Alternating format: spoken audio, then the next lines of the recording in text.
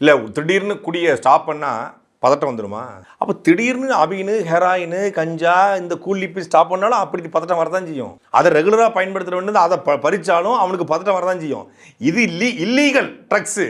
Illegal ட்ரக்ஸை stop பண்ண சொல்லி start ட்ரெண்டுன்னு சொல்லி கேம்பெயின் பண்ணுறீங்க. ஆனால் லீகலாக ஒரு அடிக்ஷனை நீங்களே கொடுக்குறீங்களே. இல்லீகல் அடிக்ஷனுக்கு எதிராக மராத்தான் போர். ஆனால் லீகல் அடிக்ஷனுக்கு எதிராக என்ன நடவடிக்கை? இந்த சிந்தட்டிக் ட்ரக்ஸா இருக்கக்கூடிய இந்த போதைப் பொருட்கள் சந்தையில் எவனோ ஒருத்தன் ரேர். நீங்க நம்ம ஒரு 100 பேரை சந்திக்கிறோம்.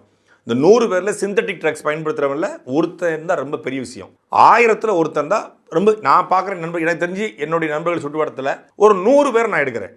ஒரு இந்த ஏரியாவுக்குள்ள 100 பேர் எடுக்கிறேன். ஆனால் 100 பேரில் ஒரு 10 பேர் சாராயம் குடிக்கிற ஆட்கள், பிராண்டி குடிக்கிற ஆட்கள் இருக்காங்க. ஆனால் சிந்தட்டிக் ட்ரக்ஸ் பயன்படுத்த ஆட்கள் இருக்காங்க. ஆனால் இல்லை, எனக்கு தெரிஞ்சு இல்லை, அதுக்கான வாய்ப்பும் இல்லை. நான் இப்போ என்னோட சுற்று வட்டாரத்தில் என்னோட நண்பர்களில் இல்லை நமக்கு தெரிஞ்ச ஆட்கள் இப்படி பரவலாக ஒரு 1000 பேர் யோசிக்கும் போது அந்த 1000 பேரில் கூட சிந்தட்டிக் ட்ரக்ஸ் பயன்படுத்தக்கூடிய ஆட்கள் இல்லை. ஒரு 10,000 பேர் எடுத்தால் அதில் வாய்ப்பு இருக்குது. சிந்தட்டிக் ட்ரக்ஸ் பயன்படுத்தக்கூடிய எவனோ ஒருத்தன் இருக்க வாய்ப்பு இருக்குது. அந்த எவனோ ஒருத்தன் யாருங்கிறத கண்டுபிடிக்கணும். அப்போ இந்த எவனோ ஒருத்தன் ரொம்ப ரேராக பயன்படுத்துகிறான். இன்னைக்கு கல்லூரி மாணவர்கள் பெரும்பாலும் பயன்படுத்துகிறாங்க. பள்ளிக்கூடத்து மாணவர்கள் பயன்படுத்த ஆரம்பிச்சிருக்காங்க. சென்னை போன்ற, கோயம்புத்தூர் போன்ற, மதுரை போன்ற, திருச்சி போன்ற பெருநகரங்களில் இது அதிகமாக கிடையாது. கிராமத்தில் பெருசாக இந்த சிந்தட்டிக் ட்ரக்ஸ் கிடைப்பதில்லை.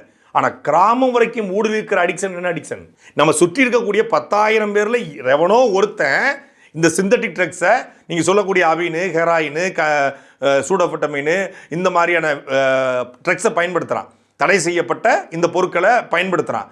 ஆனால் அந்த 10,000 பேரில் மினிமம் 1000 பேர் டாஸ்மாக விற்கக்கூடிய சரக்குக்கு அடிக்ஷனாக இருப்பான். இந்த அடிக்ஷன்லேருந்து மீட்டு வர போராடுகிற தமிழக அரசு, அதற்கு உறுதியெடுக்கிற தமிழக அரசு, அதுக்கு மராத்தான் வைக்கிற தமிழக அரசு, இந்த 10,000 பேர் 1000 பேரை குடிக்க வைக்கிறீங்களே, அதை யாரை கூட்டிட்டு எந்த தெருவில் நாங்கள் மராத்தான் ஓடுவது?